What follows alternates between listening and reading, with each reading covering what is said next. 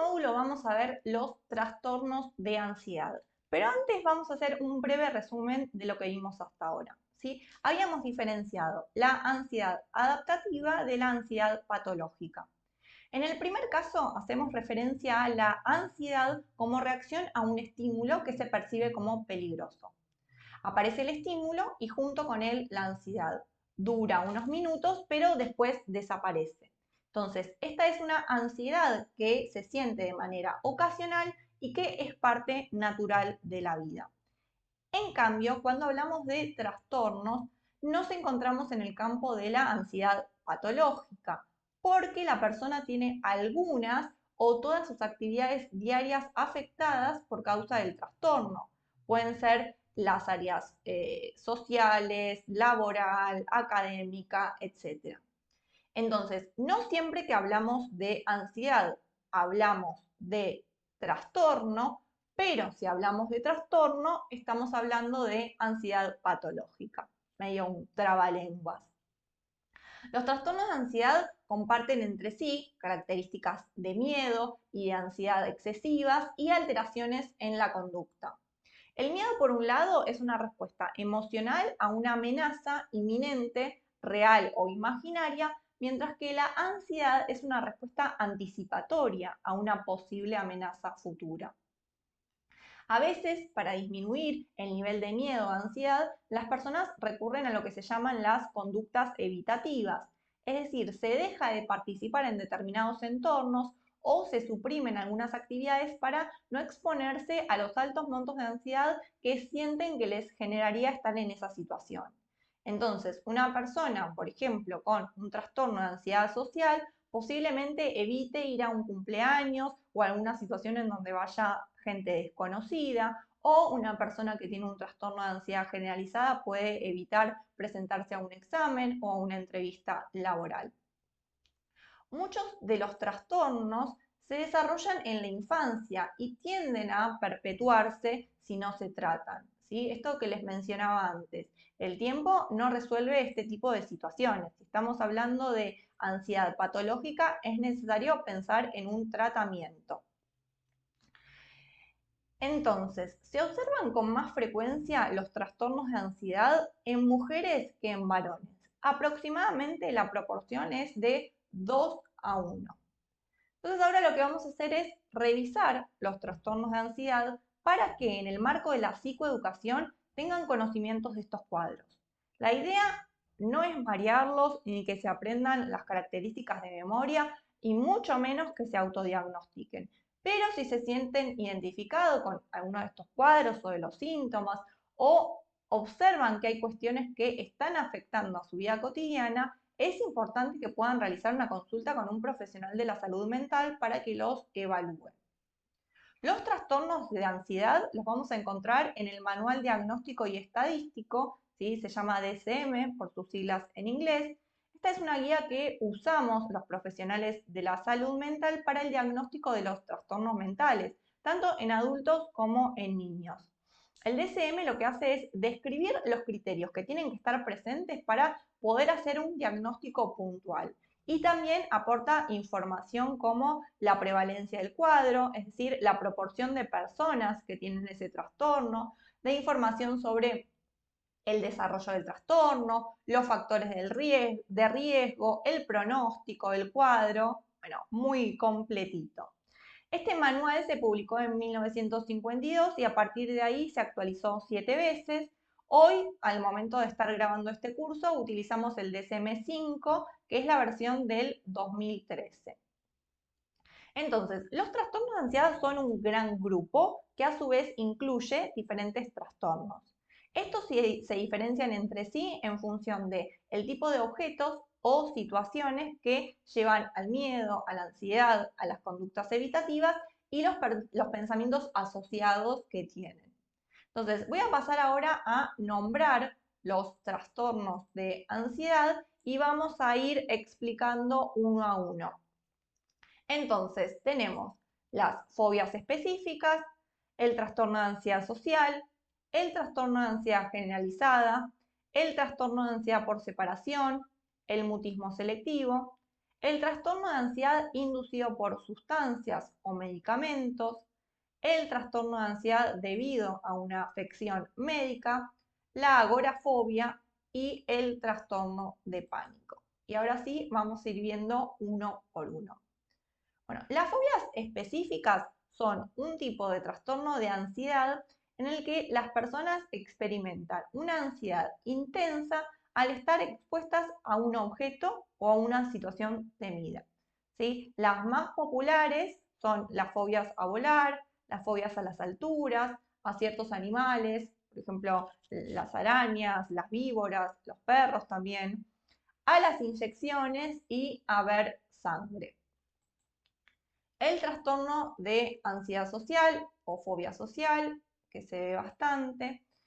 En este trastorno la persona siente miedo o ansiedad ante las interacciones sociales y ante las situaciones que implican la posibilidad de ser examinado. Y generalmente esas situaciones se evitan. Esto incluye interacciones sociales como reuniones con personas desconocidas, situaciones en las que la persona puede ser observada comiendo o bebiendo y situaciones en las que la persona tiene que actuar ante otras personas. El principal pensamiento es el de ser evaluado negativamente por los demás, por sentirse avergonzado, humillado, rechazado. Tenemos después el trastorno de ansiedad generalizada. Las características principales son una ansiedad persistente y excesiva y una preocupación sobre varios aspectos, ¿sí? Que la persona ve como difíciles de controlar. Pueden ser preocupaciones por el trabajo, preocupaciones por el rendimiento académico, preocupaciones por cuestiones cotidianas, ¿sí? Y además aparecen síntomas físicos como pueden ser la inquietud, la sensación de excitación, nerviosismo, fatiga fácil, dificultad para concentrarse, mente en blanco, irritabilidad, tensión muscular y alteraciones del sueño. En el trastorno de ansiedad por separación, la persona se encuentra asustada o ansiosa ante la separación de personas por las que siente apego en un grado que es inapropiado para el desarrollo. Lo que existe es miedo o ansiedad persistente sobre los posibles daños que pueden sufrir las personas por las que sienten apego y sobre las situaciones que pueden llevar a la pérdida o a la separación de esas personas a las que la persona se siente vinculada. ¿Sí? Hay un rechazo a separarse de estas personas de mayor apego y también es frecuente que aparezcan pesadillas y síntomas físicos de angustia. Estos síntomas se suelen desarrollar en la infancia y después persisten en la vida adulta. El mutismo selectivo, no sé si alguna vez lo escucharon, es un trastorno que se suele observar principalmente en niños. Y lo que genera es que, si bien el niño puede hablar, porque ya tiene las capacidades, tiene las habilidades del habla, deja de hacerlo en ciertos ambientes, generalmente en la escuela o en contextos sociales, y en cambio habla en entornos en los que se siente más relajado y seguro, que generalmente es la casa. Digo generalmente porque a veces puede ocurrir al revés. Tenemos el trastorno de ansiedad inducido por sustancias o medicamentos. Este engloba la ansiedad debida a la intoxicación o a la retirada de sustancias o de tratamientos médicos, ¿sí? Como ejemplo de sustancias podemos mencionar el alcohol, el cannabis, la cocaína. Tenemos también el trastorno de ansiedad debido a una afección médica, en donde los síntomas de ansiedad son la consecuencia de una enfermedad. Y después tenemos la agorafobia, ¿sí? Las personas que la padecen sienten temor, sienten ansiedad ante, por ejemplo, el uso del transporte público, al estar en espacios abiertos, al encontrarse en lugares cerrados, al hacer la cola o estar en una multitud, o al encontrarse solos fuera de casa. Para poder llegar al diagnóstico, la ansiedad tiene que aparecer en al menos dos de las situaciones que acabo de mencionar.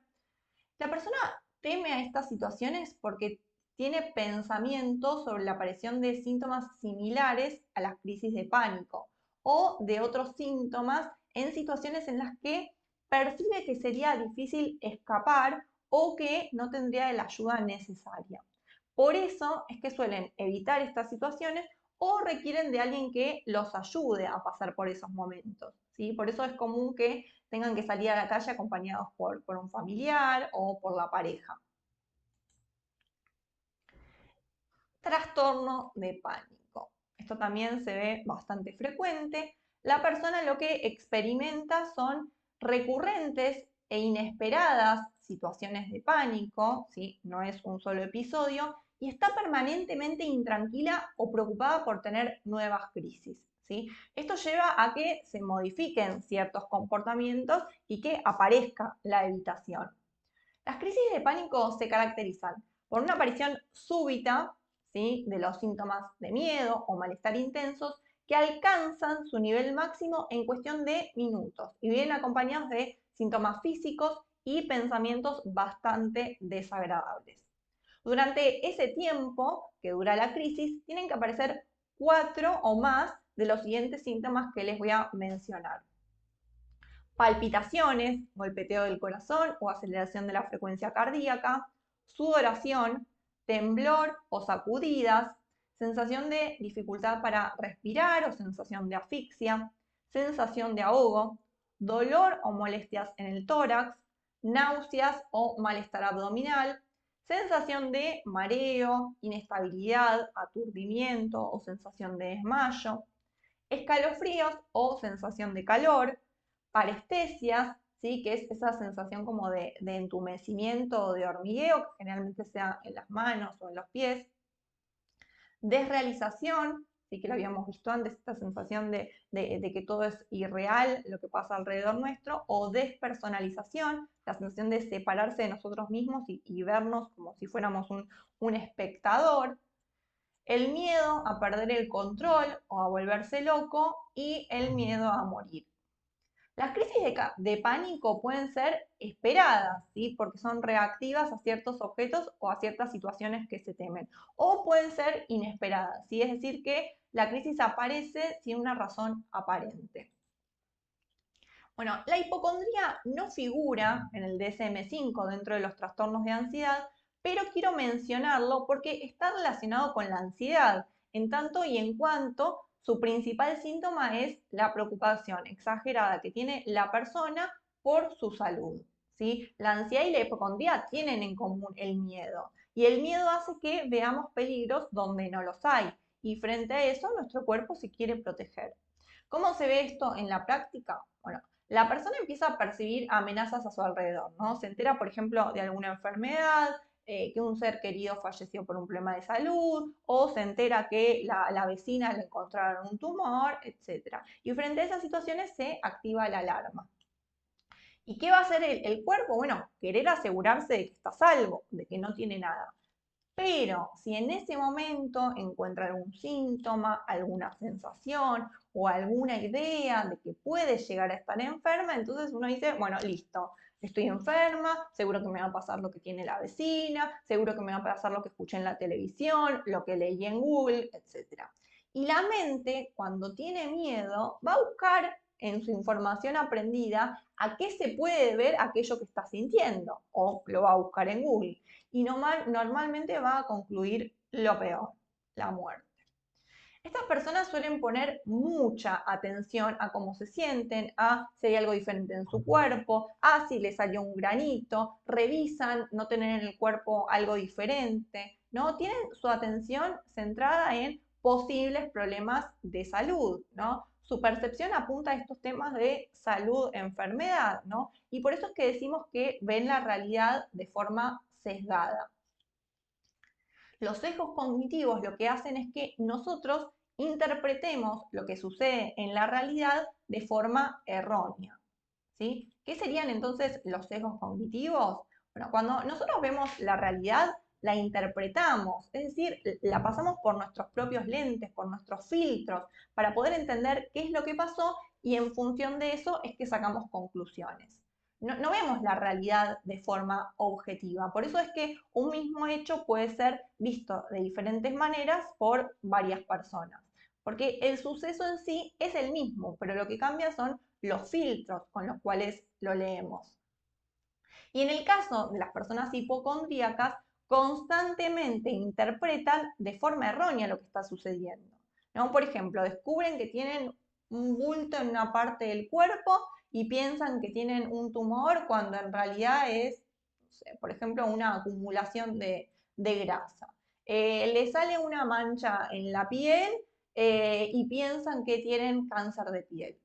O sea, los síntomas no son falsos, ¿sí? Porque generalmente lo que hacen es objetivar lo que tienen, en el sentido como, ¿ves esta manchita que no tenía la semana pasada y que ahora sí la tengo? Pero lo erróneo es interpretar que ahí hay un cáncer. Entonces, esa falsa interpretación es lo que le genera tanto malestar y empezar a correr a la guardia médica. Y por otro lado, lo que suele complejizar la situación es que cuando la mente tiene una idea, tiende a buscar en la realidad evidencia que esté en sintonía, que esté alineada con ese pensamiento y descarta aquellas cuestiones que no están alineadas con ese pensamiento.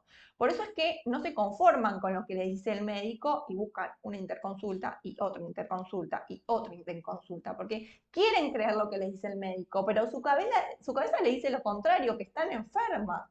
Entonces es como si buscara que alguien externo les confirmara su pensamiento de que están enfermas. A veces es común ver la realidad de forma sesgada, ¿sí? Los sesgos son un ejemplo de cómo nuestros pensamientos pueden llevarnos por caminos insospechados y hasta desafiar la lógica, llevando a tener una visión bastante distorsionada de las cosas, ¿sí? Podemos decir que son como atajos que fuimos utilizando en la vida y que vamos reforzando con el tiempo, por eso nos llevan a leer la realidad con una misma línea, ¿no? Bajo una misma tendencia, hasta que llegamos a terapia y ahí empezamos a revisarlo. Entonces, hay casos en los que los sesgos cognitivos pueden aparecer sin que esto traiga complicaciones, ¿no? para nuestra salud. Pensemos, por ejemplo, en una mujer que quiere tener un bebé, ¿no? No sé si les pasó alguna vez escuchar que digan algo así como, no sé qué pasa, pero de repente todas las mujeres están embarazadas. Bueno, claramente no están todas embarazadas, pero de todas las personas que hay, ellas solo centran su atención en las mujeres que están embarazadas. Entonces, este sesgo cognitivo se llama percepción selectiva. Y lo que hace es que la persona, en función de sus deseos, de sus expectativas o de sus miedos, seleccione un objeto o una parte de la realidad en donde pone su atención y deja de lado todo el resto. En este caso, por ejemplo, de todas las mujeres que hay, solo hace el foco en aquellas que están embarazadas y deja de lado la que no lo están. Y eso lo que hace es que lea la realidad de forma errónea, porque no es que todas están embarazadas menos ellas. Hay mujeres que están embarazadas y hay mujeres que no. Otro ejemplo que yo suelo usar mucho con mis pacientes es, ¿no? Mi consultorio está acomodadito, ordenado, limpio, huele rico, pero de repente entra un paciente y ve un papelito que está tirado en el piso. Y me dice, ay, Joana, qué mugre tu consultorio, yo no sé cómo puedes recibir hacia tus pacientes.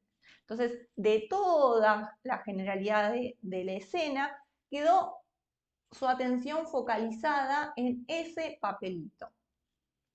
Entonces, en ese caso, se complementa también con otro sesgo cognitivo que es el de la generalización, o sea, sacar conclusiones generales a partir de un solo rasgo. Todo el consultorio es una mugre por un papelito.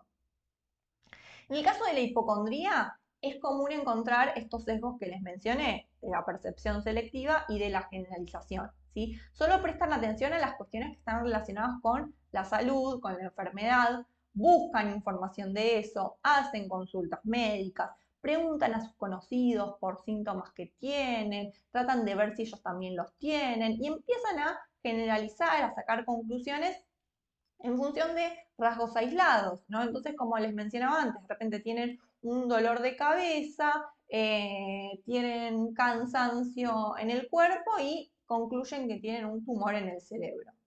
¿Y qué se hace en estos casos? Bueno, lo primero es identificar cuáles son esos sesgos para tomar conciencia de cómo está funcionando nuestra mente. Y después lo que se apunta es a diferenciar los pensamientos de la realidad. ¿Sí? Suena algo bastante obvio lo que les estoy diciendo, pero en la práctica vemos que no lo es porque se suelen pegar.